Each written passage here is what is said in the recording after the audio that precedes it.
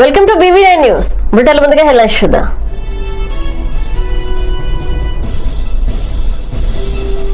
దేశంలో 24 గంటల్లో రికార్డు స్థాయిలో 77,266 కరోనా కేసులు, 61,000 దాటిన కరోనా మృతులు.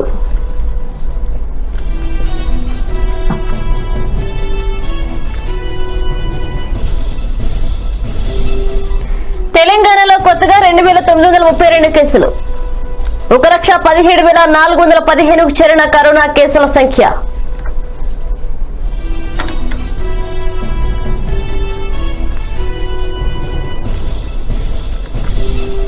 వ్యవసాయ పరిశ్రమలతోనే లాభాల పంట, నాబార్డు బృందం సమావేశంలో ముఖ్యమంత్రి కేసీఆర్.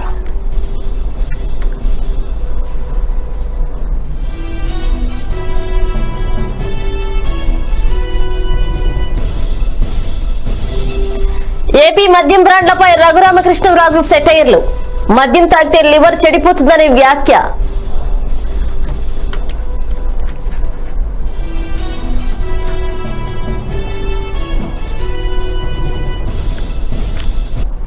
వివరాల్లోకి వెళితే దేశంలో కరోనా వైరస్ విజృంభిస్తుంది. కరోనా బాధితులు రోజు రోజుకు పెరిగిపోతుండటంతో రోజువారీ కరోనా కేసులు 1,00,000 మార్కు వైపు దూసుకుపోతున్నాయి. నిన్న 75,000 పాజిటివ్ కేసులు నమోదవగా ఈ రోజు 77,000 పైచిలకు రికార్డయ్యాయి. దీంతో 34 లక్షలకు చేరువలో నిలిచాయి. దేశంలో గత 24 గంటల్లో రికార్డు స్థాయిలో 77,266 మంది కరోనా బారిన పడగా 1,057 మంది బాధితులు మరణించారు. ఒకే రోజు ఇంత పెద్ద సంఖ్యలో పాజిటివ్ కేసులు మరణాలు నమోదవడం ఇదే మొదటిసారి. దీంతో దేశంలో ఇప్పటి వరకు నమోదైన కరోనా కేసుల సంఖ్య 33,47,501కి చేరింది. ఇందులో 7,42,023 మంది చికిత్స పొందుతుండగా మరో 25,83,948 మంది బాధితులు కోలుకున్నారు. దేశంలో ఇప్పటి వరకు కరోనా వల్ల 61,529 మంది బాధితులు చనిపోయారని కేంద్ర ఆరోగ్య శాఖ ప్రకటించింది.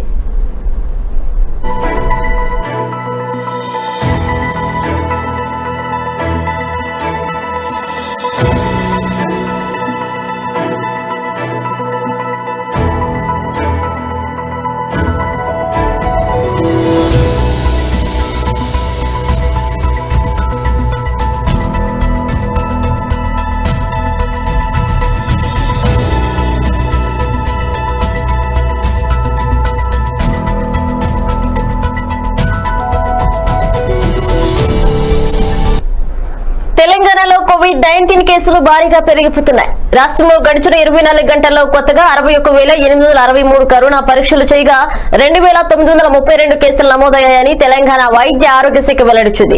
అదే సమయంలో 11 మంది కరోనాతో ప్రాణాలు కోల్పోగా 1,580 మంది కోలుకున్నారు. ఇక రాష్ట్రంలో నమోదైన మొత్తం కరోనా కేసుల సంఖ్య 1,17,415కు చేరింది. ఆసుపత్రిలో 28,941 మందికి చికిత్స అందుతోంది. ఇప్పటి వరకు 87,675 మంది డిశ్చార్జ్ అయ్యారు. మృతుల సంఖ్య మొత్తం 799కి చేరింది. జీహెచ్ఎంసీ పరిధిలో కొత్తగా 520 కరోనా కేసులు నమోదయ్యాయి.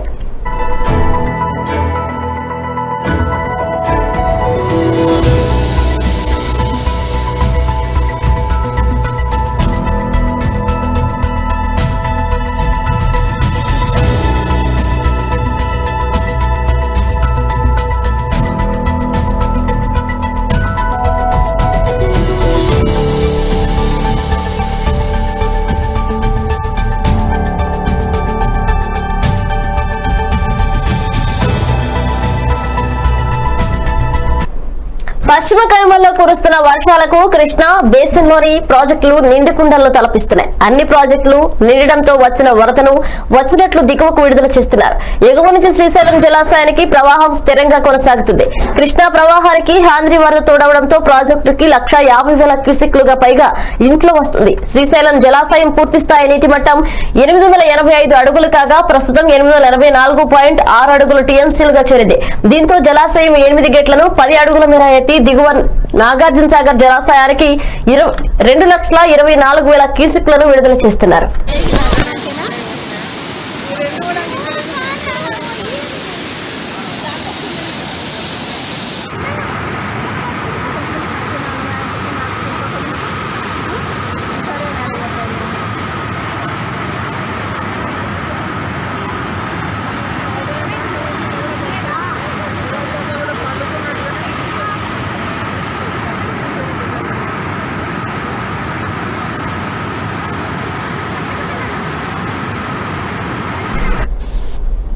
ప్రకాశం బ్యారేజీ వద్ద వరద ఉధృతి క్రమక్రమంగా పెరుగుతుంది. పులిచింతల ప్రాజెక్టు నుంచి 1.70 లక్షల క్యూసెక్ల నీటిని దిగువకు విడుదల చేస్తున్నారు. దీంతో బ్యారేజీకి వరద ఉధృతి అధికంగా ఉంది. కృష్ణా, ఈస్టర్న్, వెస్టర్న్ డెల్టా కాలువలకు 15,000 క్యూసెక్లు విడుదల చేశారు.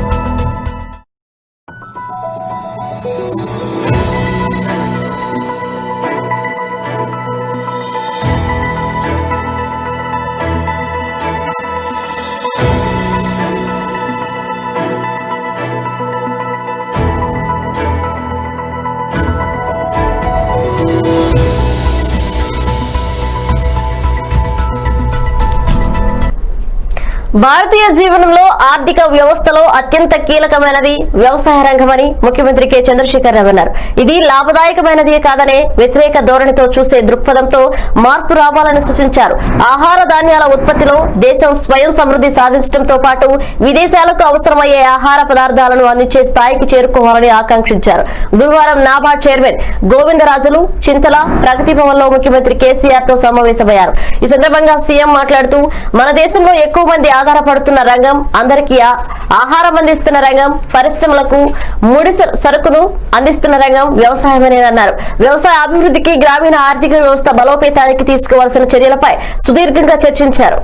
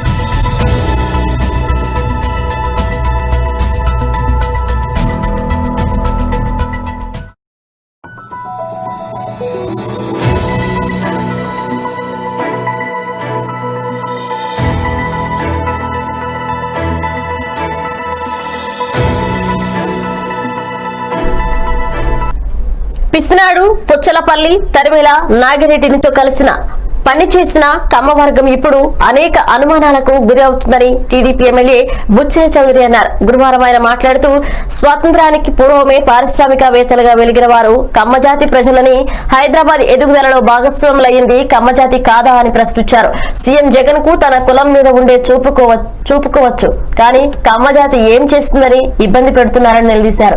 100 మంది కమ్మవర్గ పోలీసు అధికారులకు ఇప్పటికీ పోస్టింగ్ ఇవ్వకుండా పక్కన పెట్టారని విమర్శించారు. ఏ కుల బలం ఉందని తనను ప్రజలు 6 సార్లు గెలిపించారని బుచ్చయ్య చౌదరి అన్నారు. ప్రభుత్వం కల్పించింది. ఒకనాడు కమ్యూనిస్టు పార్టీకి వేదికగా గౌరవనీయులు కీర్తిశేషులు పుచ్చలపల్లి సుందరయ్య గారిని హక్కున చేర్చుకున్న కోస్తా జిల్లాల కమ్మ నాయకత్వం అనంతపూర్ జిల్లాకు చెందిన తరిమల నాగిరెడ్డి గారిని హక్కున చేర్చుకొని వారి నాయకత్వంలో పయనించిన కమ్మ జాతి ఈ రోజున అనేక అవమానాలకు గురవుతోంది రాష్ట్రం. స్వాతంత్రానికి పూర్వమే పారిశ్రామికవేత్తలుగా ఎదిగిన వారు కమ్మవారు, జమీందారీ పాయలతో ఉన్నవాళ్ళు.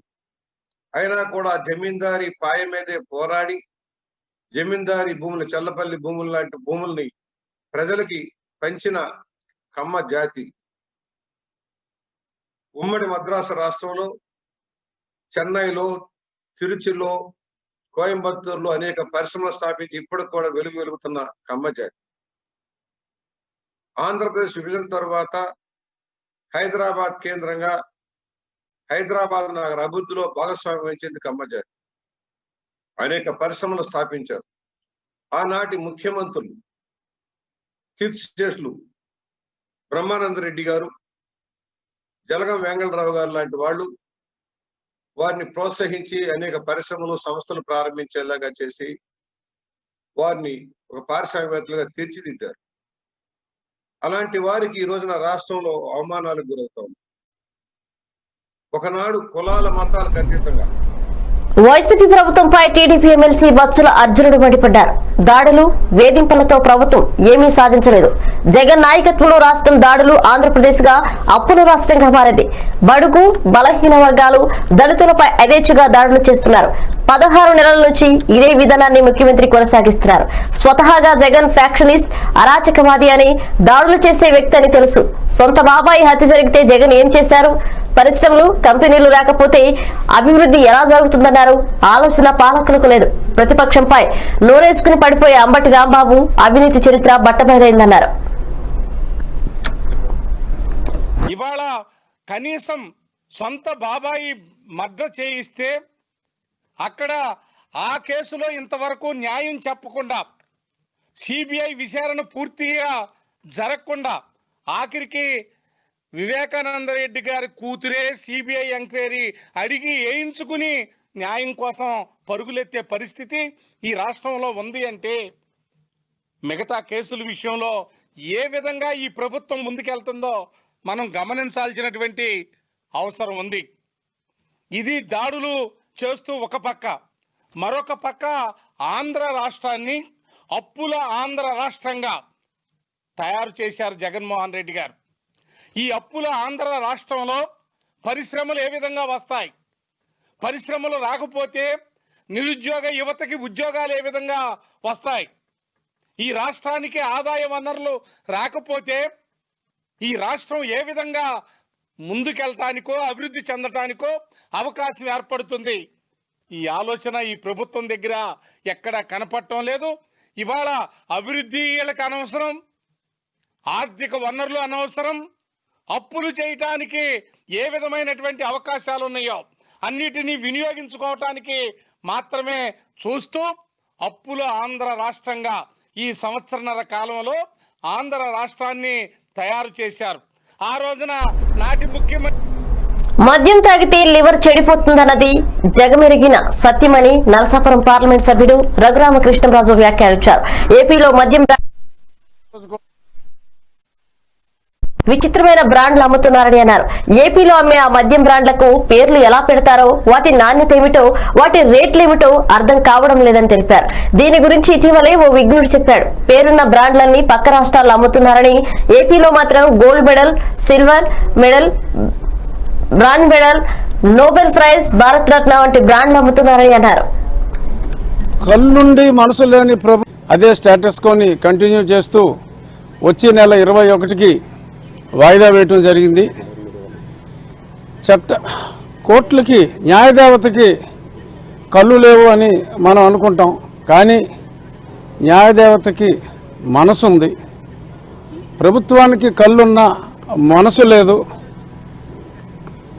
కళ్ళుండి మనసు లేని ప్రభుత్వం చేస్తున్న ఈ పర్టికులర్ ఈ అన్యాయాన్ని కళ్ళు లేకపోయినా మనసున్న డెఫినెట్గా మంచిది కాదు. ఇదేమి క్వాలిటీ మద్యం కాదు. ఈ ఊరు పేరు లేని మద్యాల జోలికి మీరు వెళ్ళొద్దు. మద్యం మానేయండి, మద్యం తాగడం మానేయండి. అమ్మఒడి డబ్బులు అమ్మఒడికే ఉండనివ్వండి, దేన్ని డైవర్ట్ చేయొద్దు. మరొక్కసారి మద్యం మానమని చెప్పినా చెప్పకపోయినా మహిళామణులకు నేను చెప్పేది ఈ బ్రాండ్లు మటుకు తాగొద్దని చెప్పి మీ భర్తలకు కానీ మీ అన్నలకు కానీ మీ తమ్ముళ్ళకి కానీ తెలియజేయాలి. ఈ మాయదారి బ్రాండ్లు మాకొద్దు బాబు అని చెప్పి మీరు చెప్పాలి. ఎందుకంటే మా ముఖ్యమంత్రి గారికి ఈ బ్రాండ్ల గురించి తెలియదు. ఈ రకరకాల బ్రాండ్లు వచ్చి ఒక తెలంగాణలోని పలు జిల్లాల్లో నేడు భారీ నుంచి అతి భారీ వర్షాలు కురిసే అవకాశం ఉందని హైదరాబాద్ వాతావరణ కేంద్రం తెలిపింది. ముఖ్యంగా సంగారెడ్డి, మెదక్, సిద్దిపేట, మేడ్చల్, మల్కాజ్గిరి, హైదరాబాద్, రంగారెడ్డి, యాదాద్రి, భువనగిరి, నల్గొండ, జనగామ, సూర్యాపేట, ఖమ్మం, మహబూబాబాద్, ఉమ్మడి వరంగల్ జిల్లాలో అక్కడక్కడ అతి భారీ వర్షాలు కురిసే అవకాశం ఉందని వాతావరణ కేంద్రం అధికారి తెలిపారు. ఒడిశా, దాని పరిసర ప్రాంతాలు, జార్ఖండ్ ప్రాంతాల్లో ఏర్పడిన అల్పపీడనం కొనసాగుతుండటంతో పాటు రాయలసీమ నుంచి దక్షిణ తమిళనాడు వరకు సముద్ర మట్టం నుంచి 0.9 కిలోమీటర్ల ఎత్తు వరకు ద్రోణి ఏర్పడడమే ఇందుకు కారణమని వివరించారు. కాగా నిన్న కూడా రాష్ట్రంలోని పలు ప్రాంతాల్లో వర్షాలు కురిశాయి. వరంగల్ రూరల్, అర్బన్ జిల్లాలో అత్యధికంగా 12 సెంటీమీటర్ల వర్షపాతం నమోదైంది.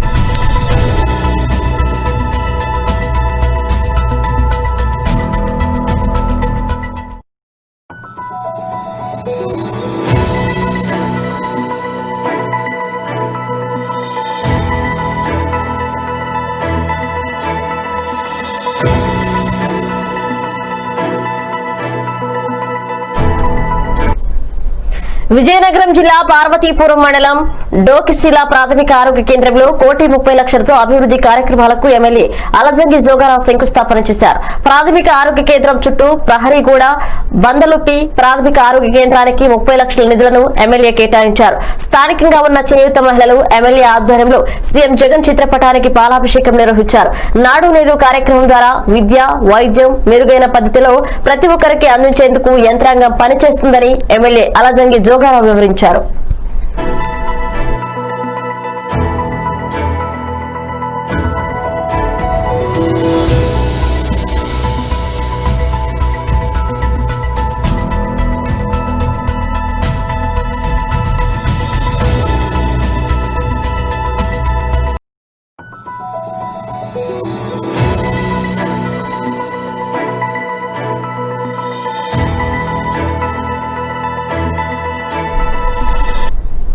ప్రజా సంక్షేమమే ధ్యేయంగా తెలంగాణ ప్రభుత్వం పనిచేస్తుందన్నారు పాలేరు ఎమ్మెల్యే కందల ఉపేందర్ రెడ్డి.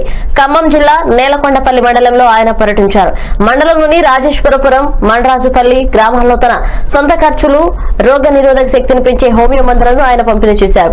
పలు గ్రామాల్లో నిర్వహిస్తున్న రైతు వేదికలు, వైకుంఠధామాల పనులను పరిశీలించారు. అనంతరం పైనంపల్లి గ్రామంలో రైతులకు వ్యవసాయ రుణాలను పంపిణీ చేశారు. ఎన్నికల్లో ఇచ్చిన ప్రతి హామీని నెరవేర్చేందుకు కృషి చేస్తారని హామీ ఇచ్చారు ఎమ్మెల్యే.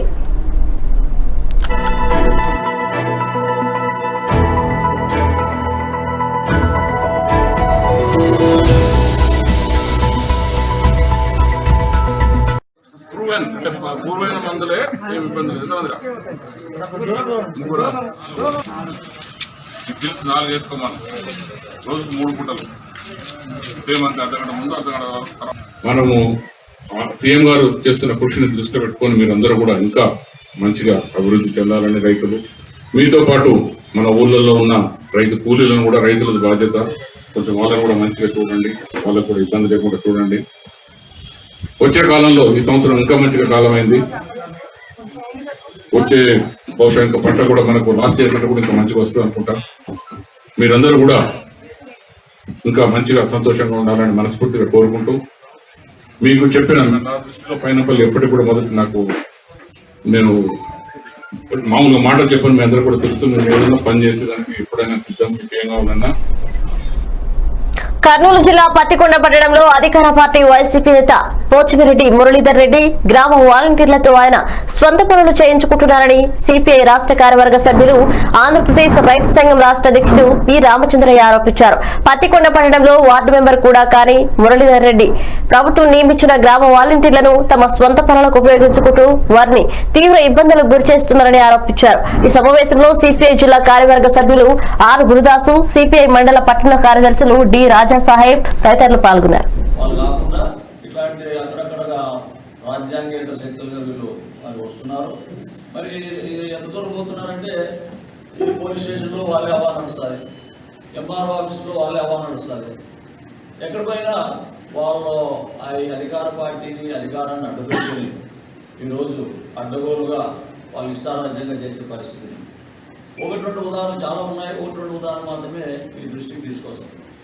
ఒకటి ముఖ్యంగా మన గ్రామ పంచాయతీకి సంబంధించి గతంలో ఈయన సర్పంచ్గా వైఎస్ఆర్ పనులు తీసేసినారు. ఇది నాకు సంబంధం లేదనొచ్చు. ఇక్కడ జరుగుతుంది ఏమంటే ఇక్కడ సర్పంచ్ వాళ్ళ క్యాండిడేట్ మొన్నటి వరకు ఉన్నారు, సర్పంచ్ కాదు ఇక్కడ ఈవో లేదంటే ఇంతకుముందు శానిటరీ పెట్టు ఈయన అంత కలిసే ఇవన్నీ కూడా చేశారు. తర్వాత రైతులకు సంబంధించి ఎరువులు మీకు ఉచితంగా ఇప్పిస్తాము లేదంటే సబ్సిడీతో ఇప్పిస్తామని చెప్పి వాళ్ళను కూడా సభ్యత్వం చేయవచ్చు. ఇది సొసైటీగా కాదు, అక్కడ 5 రూపాయలు సభ్యత్వం పేరుతో చేస్తున్నారు. అది సబ్సిడీ ఇచ్చే కార్యక్రమం. ఈ రసీదు ఏమంటే దేశం సోలమరణను సాధించడానికే ఆత్మనిర్భర్ భారత్ కార్యక్రమానికి శ్రీకారం చుట్టామని ప్రధాని మోదీ తెలిపారు. ప్రపంచ శాంతికి కూడా ఇది ఎంతో తోడ్పడుతుందని చెప్పారు. రక్షణ రంగంలో భారత్ సోలంబరణను సాధిస్తే హిందూ మహాసముద్రంలో భద్రత పటిష్టమవుతుందని చెప్పారు. రక్షణ శాఖ ఆధ్వర్యంలో జరిగిన సెమినార్లో మాట్లాడుతూ ఆయన ఈ వ్యాఖ్యలు చేశారు. ఇన్ని రోజులు ప్రపంచంలోనే అతిపెద్ద రక్షణ ఉత్పత్తుల దిగుమతిదారుగా భారత్ ఉందని, దేశీయంగా వీటిని ఉత్పత్తి చేయాలనే దిశగా ఆలోచన చేయాలేదని మోదీ చెప్పారు. తమ ప్రభుత్వ అధికారంలోకి వచ్చాక దేశీయ తయారీని పెంచామని, ప్రైవేట్ రంగ సహకారంతో ఈ రంగానికి సాంకేతికతను అందించే ప్రయత్నం చేస్తున్నామని తెలిపారు. निर्माण ही इसका लक्ष्य है। यही भावना डिफेंस मैन्युफैक्चरिंग में आत्मनिर्भरता के लिए भी है। भारत में अपने कई मित्र देशों के लिए रक्षा उपकरण का एक भरोसेमंद सप्लायर बनने की क्षमता है। इससे भारत की स्ट्रेटेजिक पार्टनरशिप को और बल मिलेगा और हिंद महासागर क्षेत्र में भारत की नेट सिक्योरिटी प्रोवाइडर की भूमिका और सुदृढ़ होगी। साथियों, सरकार के प्रयास और प्रतिबद्धता आप सभी के सामने है। अब आत्मनिर्भर भारत के संकल्प को हमें मिलकर के इसे सिद्ध करना है। चाहे प्राइवेट सेक्टर हो या पब्लिक सेक्टर हो या फिर हमारे फॉरेन पार्टनर्स, आत्मनिर्भर भारत सभी के लिए विन विन संकल्प है। आत्मनिर्भर भारत का हमारा संकल्प इनवर्ड लुकिंग नहीं है। ग्लोबल इकोनॉमी को ज्यादा रेजिलिएंट, ज्यादा स्टेबल बनाने के लिए, विश्व में शांति के लिए एक सक्षम भारत का निर्माण ही। బెంగాల్ తీరంలో ప్రాంతంలో ఏర్పడిన అల్పపీడన కారణంగా 3 రోజులుగా ఒడిశాలో భారీ వర్షాలు కురుస్తున్నాయి. కుండపోత వర్షాలకి నదులు, వాగులు ప్రమాదకర స్థాయికి దాటి ప్రవహిస్తున్నాయి. రాష్ట్ర వ్యాప్తంగా 7 ప్రాణాలు కోల్పోయారని ప్రత్యేక సహాయ కమిషనర్ పీకే జైనా తెలిపారు. ప్రధాన నదులైన బైతారాని, బ్రాహ్మణి, సుబర్ణరేఖ, బుదలబలాంకలు ప్రమాదకరంగా ప్రవహిస్తుండటంతో అధికారులు హెచ్చరికలు జారీ చేశారు.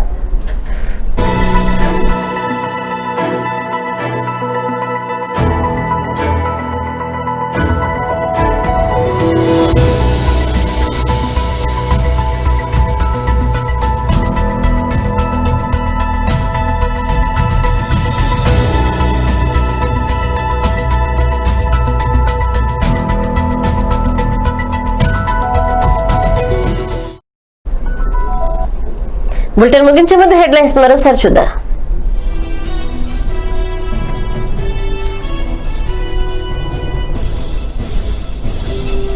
దేశంలో 24 గంటల్లో రికార్డు స్థాయిలో 77,266 కరోనా కేసులు, 61,000 దాటిన కరోనా మృతులు.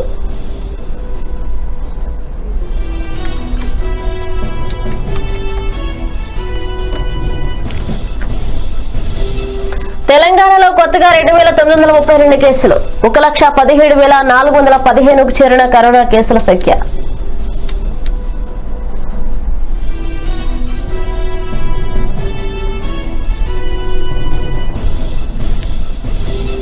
వ్యవసాయ పరిశ్రమలతోనే లాభాల పంట, నాబార్డు బృందంతో సమావేశంలో ముఖ్యమంత్రి కేసీఆర్.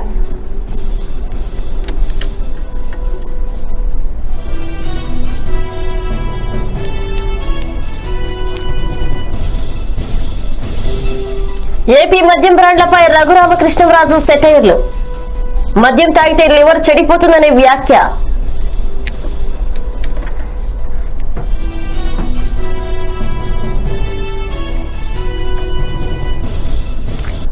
ఇవి bulletin updates. Keep watching BV9 news. నమస్కారం.